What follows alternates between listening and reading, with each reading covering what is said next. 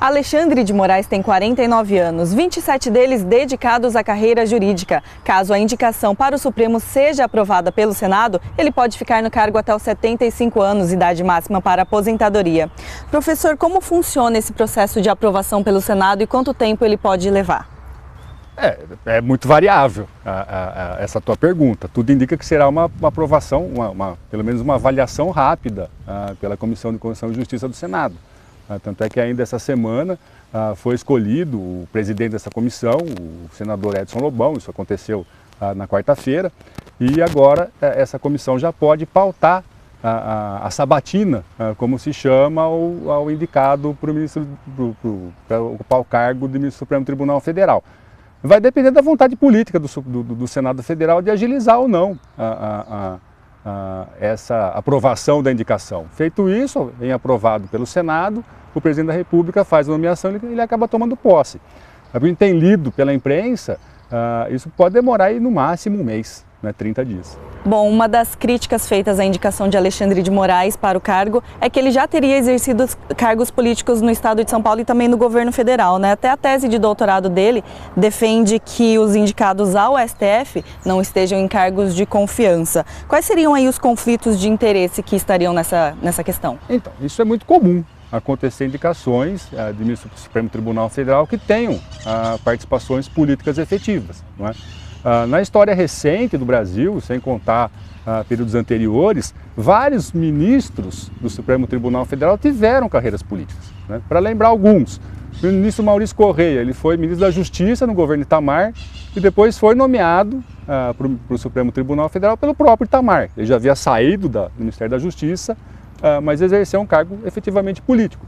Talvez o caso mais, não digo escandaloso, mas mais esquisito na história recente foi a nomeação e renomeação do ministro Francisco Rezec. Ele era ministro do Tribunal Superior Eleitoral, né, ministro do Supremo Tribunal Federal, e ocupava a vaga de ministro-presidente do TSE nas eleições de 88. O Collor foi eleito, ele pediu exoneração do Supremo Tribunal Federal para ser chanceler brasileiro, ministro das Relações Exteriores do governo Collor. Antes do impeachment do Collor, ele sai do Ministério das Relações Exteriores e é renomeado ministro do Supremo Tribunal Federal pelo próprio Collor, antes do Collor sofrer o processo de impeachment. Então é normal e é natural que juristas que tenham participação política sejam nomeados para ocupar o cargo de ministro do Supremo Tribunal Federal. Isso foi uma criação da teoria norte-americana, do constitucionalismo norte-americano, do presidencialismo norte-americano e do judiciário norte-americano, que nós temos uma grande influência, não é? Lá, a ideia do presidente nomear ministros da Suprema Corte é uma ideia de contrapeso e balanço de poderes, ou seja, é uma forma do Poder Executivo influenciar as decisões do Judiciário. Assim como o Judiciário influencia decisões legislativas e influencia decisões do próprio Executivo. O que chama a atenção no Brasil é a falta de debate sobre isso, não é? Eu não me lembro, e tenho tratado isso nas minhas pesquisas aqui na faculdade, nos meus trabalhos acadêmicos, nas aulas que eu ministro, que não há uma preocupação da sociedade civil, da imprensa e do Brasil como um todo com a nomeação de ministro do Supremo Tribunal Federal, né? Geralmente essas nomeações passavam batidas, como se diz no popular, ou seja, ninguém dava importância, ninguém se apegava a essas questões. Ministros eram nomeados assim por pequenos despachos nos jornais, né? O futuro ministro será fulano de tal, será ciclano de tal. Parece que houve uma reviravolta nessa percepção sobre o Supremo a partir do processo do mensalão, não é?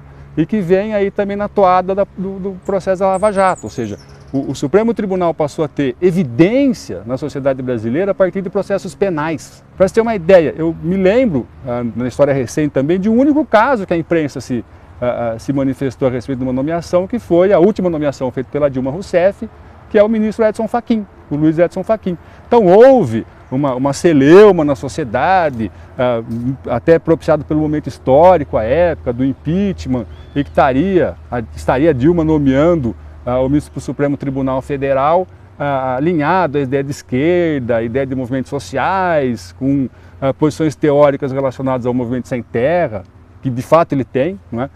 E o ministro foi sabatinado por 2 dias. Né? A sessão da Comissão de Constituição e Justiça demorou 13 horas e foi a maior sabatina. Eu espero que na arguição do indicado Alexandre de Moraes, a Comissão de Constituição e Justiça também reserve para ele período igual, né, e que faça, da mesma forma, questionamentos sobre posturas políticas, sobre posturas judiciais, sobre o que ele escreveu e que hoje ele desdiz, não é? O que é comum, não é estranho fazer isso, é pensar e fazer uma investigação a respeito do que pensa o novo ministro, porque essa é uma função importantíssima, né? Então resta saber se isso será feito pela Comissão de Constituição e Justiça e que seria salutar e a sociedade brasileira discutir a indicação de ministro, que é um cargo muito importante a ser ocupado. E o ministro Edson Fachin, que você mencionou, ele assumiu a relatoria da Operação Lava Jato com a morte do Teori, né? O Alexandre, no caso, ele assumiria a revisão na operação. Nesse caso, qual que é o papel do revisor? Não, o relator, ele relata o processo para os demais colegas da turma, né, que são compostas por 5 ministros, né, são 2 turmas no Supremo Tribunal Federal, é a visão do ministro em relação ao processo. Após o relatório, já profere o voto dele. Assim que for definido o voto do relator, passa-se para um outro ministro, nesse caso provavelmente será o ministro Alexandre de Moraes, que vai fazer revisões sobre o voto proferido pelo Edson Fachin. Condenando, absolvendo eventualmente os réus, ele vai fazer uma revisão desse processo, se está de acordo, se não está de acordo, se a tese levantada ele concorda ou não, aí passa para a turma fazer a decisão, né? O Alexandre de Moraes, de fato, herdará um pacotão de atividades deixadas pelo falecimento do Teori Zavascki, e uma delas é essa, de ser o revisor do relatório e do voto do ministro Luiz Edson Fachin nas ações da Lava Jato. E a presença do Alexandre de Moraes no STF vai ter implicações aí para a Operação Lava Jato? É difícil saber, não dá para a gente fazer um exercício aí de futurologia na área do direito. Muito se questionou algumas indicações recentes, inclusive a do Luiz Edson Fachin, que estaria muito atrelada a Dilma, ao PT, ao petismo, e as decisões dele nada indicam que ele tenha esse aparelhamento, né? Resta também torcer para que o ministro Alexandre de Moraes também não fique alinhado ao atual governo, já que ele é o ministro da Justiça do Michel Temer, hoje afastado, né, licenciado.